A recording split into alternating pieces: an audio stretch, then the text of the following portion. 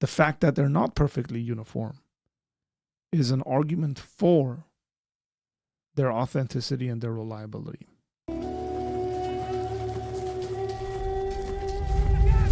This is Andrew Schulz talking about sort of the reliability of the Bible. I think it's a very interesting and commonsensical argument he presents. Could you argue that there is credibility in the authenticity of the Gospels because they're the Gospels? Those are my favorite. Because me too. It's a cereal. Because there are differing accounts. Like if every account was identical, you don't need 4 accounts. Yeah. The fact that they differ slightly and they don't make the changes to make them match up offers more authenticity to me. Well, I would say...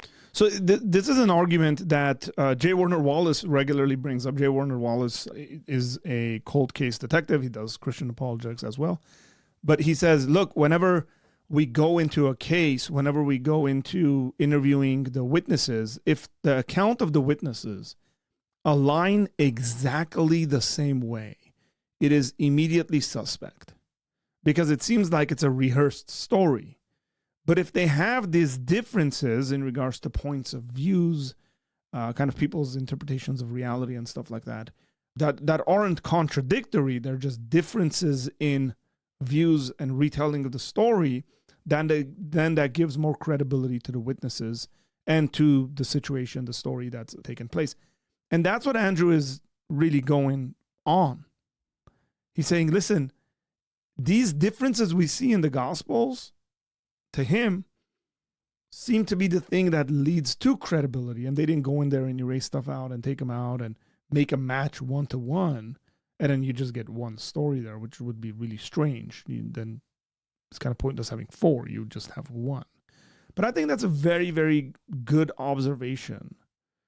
Common sense. You don't need degrees in it. You just got to pay attention to how reality works. Like if you're gonna change it, change it. It's sort of like the headspace of like if you're like sort of cheating on a test or like you have to make one thing wrong to make it not look like you got it. Well, I guess you can make it so like I don't mean it that way. I mean it almost in the way that you're correct. I've never thought about it that way. Because the criticism from the outside is, hey, they're just changing these things to make it look the best so that they can exert power and influence over the people that they rule. Right. That's the outside perspective from like an atheist, perhaps. And on the societal utility, or not even societal, but like how the power structure uses religion, right? So, but I'm like, okay, well, that's not a really good one if you're putting quote unquote mistakes or differences. You're like, unless they thought it was important to maintain the authenticity of these stories, so they left them in there despite the differences. That's brilliant. They left them in there because it's authentic. Why would you change stuff? If you're presenting an inauthentic story, right, you would change it up, essentially, was what his argument is. If you're presenting a fake story, you change it up.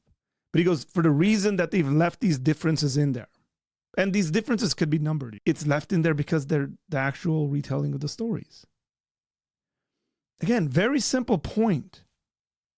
It's not that complicated in regards to the observation that he has here, but it's extremely important to the reliability of, let's just say, the Gospels in this case. Let's just say the Gospels. And if the Gospels are reliable, that doesn't necessarily equal they're the Word of God, but if they're reliable, they're credible.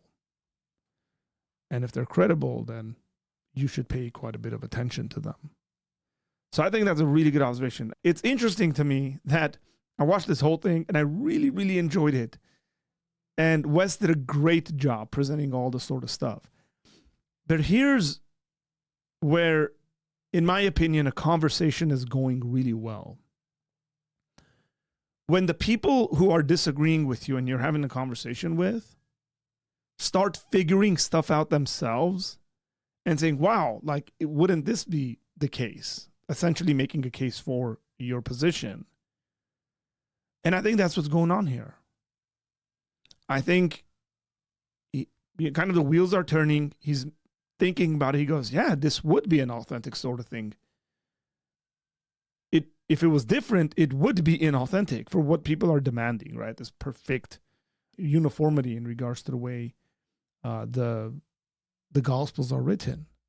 The fact that they're not perfectly uniform is an argument for their authenticity and their reliability. The guys that were sitting with Wes were asking the normal questions your average person asks when it comes to a conversation about Christianity. This seemed like if I were to spark up a conversation at Starbucks with 3-4 guys, almost identically, these are the sort of questions that your normal average person who's not consuming hours and hours of Christian apologetics material on the internet would ask. So that was refreshing to me, and I really enjoyed that because it was just a normal conversation. The questions weren't overly complicated and philosophical and, you know, the sort of stuff that I think you get within a certain kind of niche, with a certain kind of personality, within a certain kind of interest, versus like you're just average person.